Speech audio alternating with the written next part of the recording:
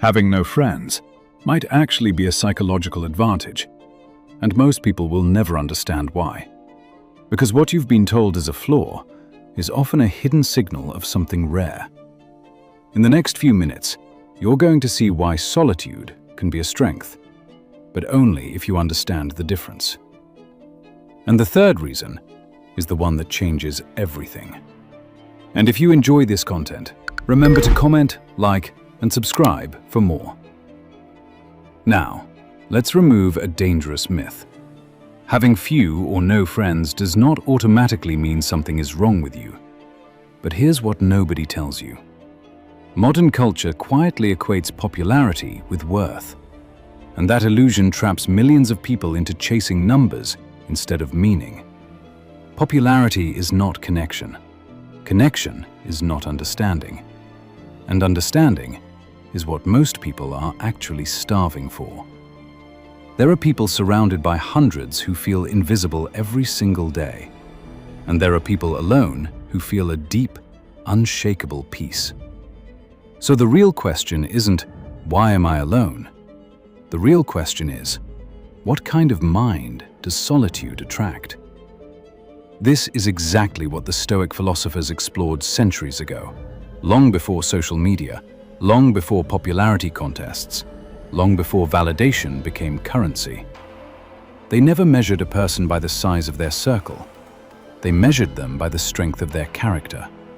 To them, the question was never, how many people approve of you? The real question was, can you approve of yourself when no one is watching? And if you think about it, that is a far more difficult standard. But here's where it gets interesting. The Stoics noticed a pattern. Certain types of minds naturally walked alone. Reason 1. Selective mind. The first type is the selective mind.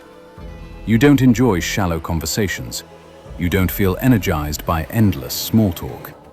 You crave depth, substance, meaning. And here's the uncomfortable truth. When your standards for conversation rise, the number of compatible people often falls. It's not arrogance, it's filtration. Most people are searching for stimulation. A selective mind is searching for understanding.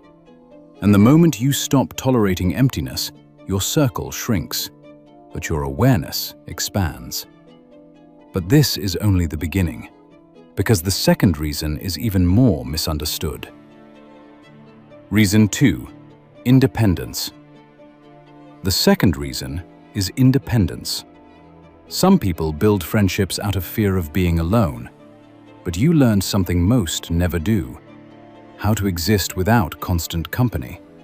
And when you are not desperate for attention, you become harder to manipulate, harder to control, and strangely enough, harder to impress. Not everyone feels comfortable around someone who does not need them, because independence exposes insecurity. But independence alone isn't the full picture. There's a deeper layer, and this next reason is the one most people never recognize in themselves.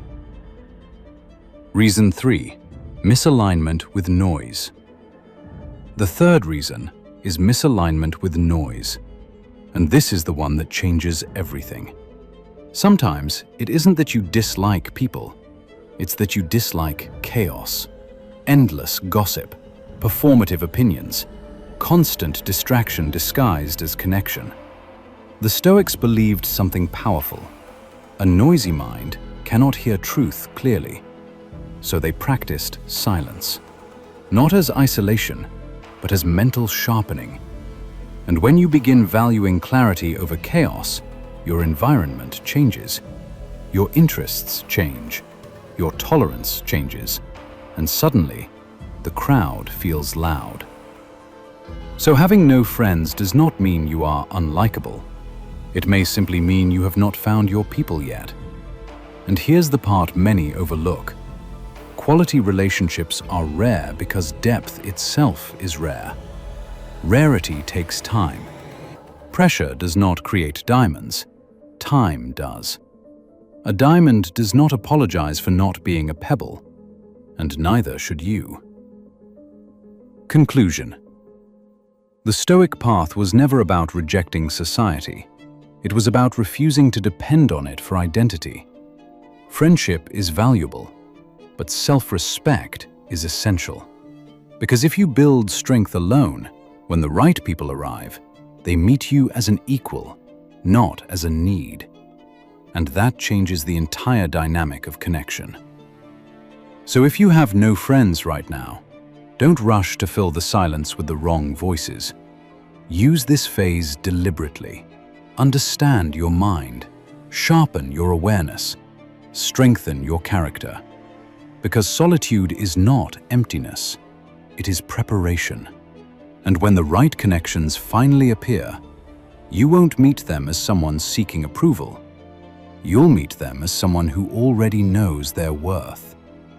And if this perspective shifted something in you, stay with this journey, because the next lesson might be the one that helps you understand yourself even deeper.